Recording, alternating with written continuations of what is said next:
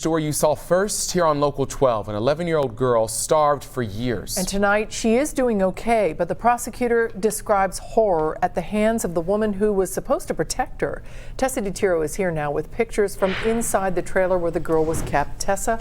Cammie, this nightmare started 5 years ago. 47-year-old Margaret Breeze of Georgetown got custody of the little girl through a court in Kentucky. 3 years ago, she was pulled out of Brown County schools and never taken to the doctor. It wasn't until 2 months ago that a report to Job and Family Services led investigators to where the girl was being held. This 11-year-old girl was found weighing only 47 pounds and wearing a diaper. Sleeping on a urine-stained mattress, junk thrown everywhere, and being monitored via video camera. Brown County Prosecutor Zac Corbin says the little girl was only given a small amount of rice to eat a day and had nowhere to use the bathroom. She was ultimately diagnosed with a disorder called, I believe, kwashiorkor.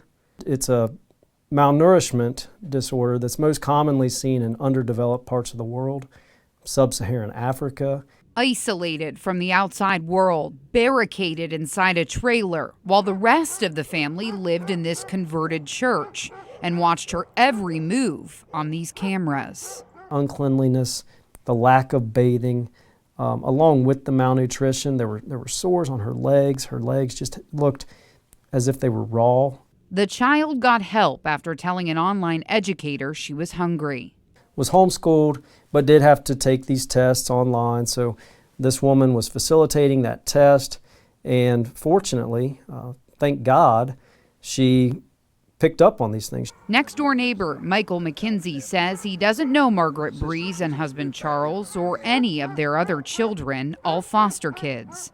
But McKenzie says if he knew about the abuse, he would have called police. No, I'm glad that the kids are actually safe in a new, better environment than what they were over there. I know they didn't have no heat. I hate to hear about the children, too, on that. It's just sad. Tonight, the little girl is safe and getting healthy and strong again. She is flourishing, that she has gained in the last several weeks about 15 pounds from actually eating, and that she's very excited for Christmas. So the other children who were living at Margaret Breeze's home have all been removed and are somewhere safe tonight. They were not being abused. They were living in that converted church.